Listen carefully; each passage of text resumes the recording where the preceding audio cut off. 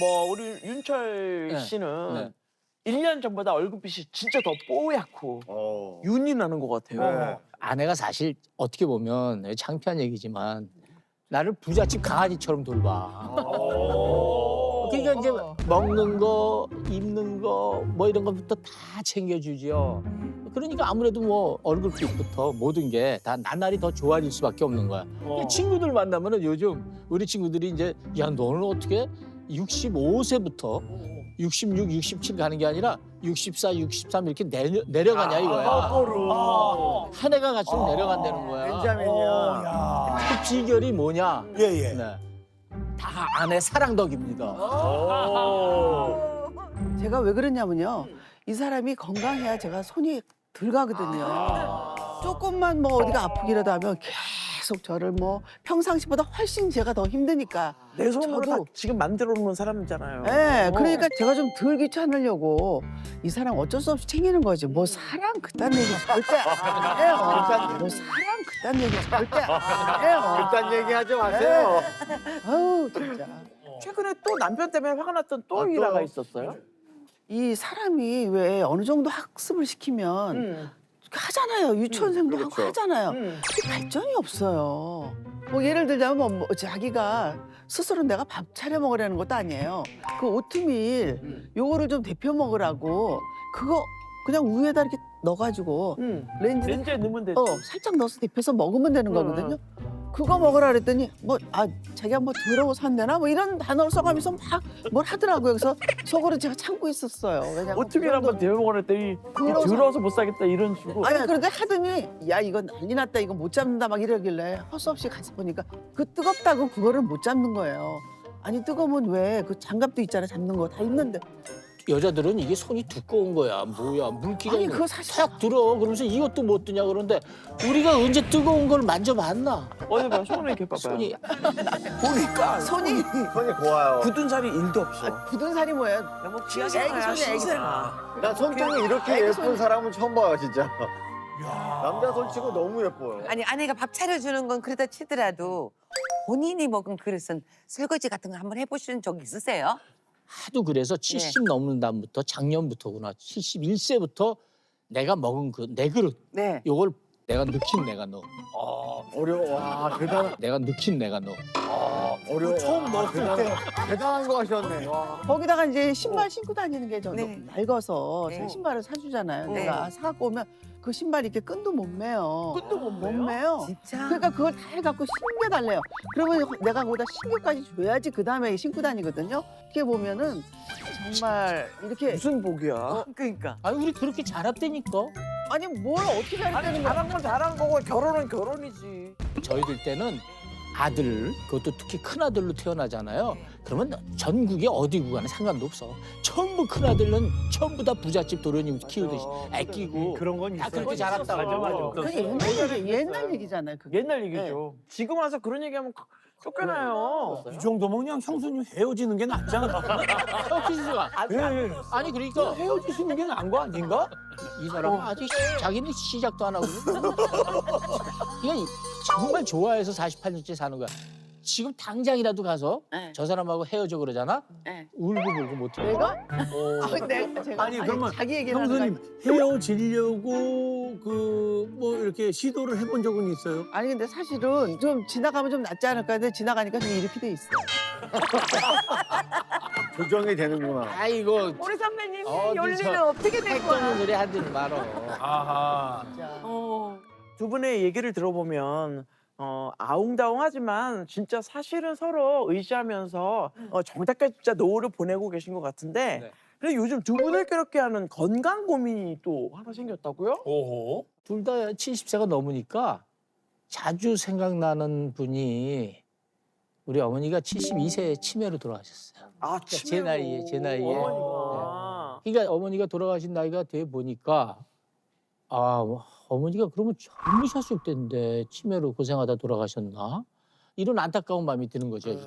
그러면 이제 치매가 왜 제일 어려워? 자식들하고 아내를 고생시키게 되잖아. 맞아요. 그러면 그러지 않기 위해서는 한 살이라도 젊을 때 뇌 건강을 잘 관리해야겠다는 생각을 요즘 아주 정말 절실하게 하면서 지내고 있습니다.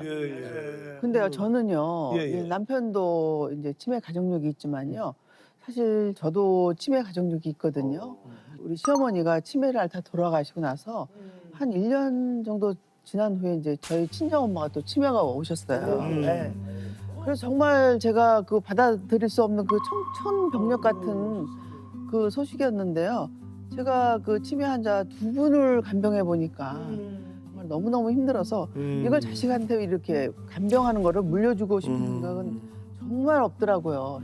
그래서 이 치매가 얼마나 힘겨운 그 병인지를 제가 이렇게 지켜본 만큼 이 남편과 함께 제가 뇌 건강 지키기에 아주 신경 지금 쓰고 있습니다. 네, 맞아요. 어머니하고 어머나. 제가 저 초등학교 졸업할 때인데 야, 네. 먼저 하셨네, 그때는 엄마가. 그냥 정말 많이 먹고 공부만 앉아서 했더니 살이 꽤 쪘네. 참 다 뻔하게. 저런 시절이 있었는데. 맞아. 우리 어머니 보세요. 참. 그 당시 어머니. 분인데도 건강하세요. 세련되셨네요, 어머니. 네, 멋쟁이시다. 어릴 때부터 제가 자신이 좀 몸이 약해서 그런지 그랬어. 자식 중에서 유독 저를 많이 아꼈어요. 또 큰아들이고. 엄마랑 너무 닮으셨어요. 그래서 정말 예뻐해 주셨어. 다른 형제들은 얘 누구야 누구야 그러고 이름만 부르시는데 저는 꼭 우리 윤철이, 우리 윤철이. 아, 우리 윤철이. 근데 그 참 자랑스럽게 여기고 날 사랑하셨는데 치매에 걸리고 나서 제일 마음이 아팠던 게 어머님이 항상 저를 그렇게 앞에 내세우시고 좋아하시고 하다못해 병원에서도 우리 아들 나오는데 돌려. 우리 아들 나오는데 돌려. 그렇지. 네, 봐야지. 윤철이 봐야지. 그건 기억하셨네요. 뉴스 하면 맨날 나오잖아. 그렇죠. 뉴스는 형님 스포츠 나오시니까. 뉴스고.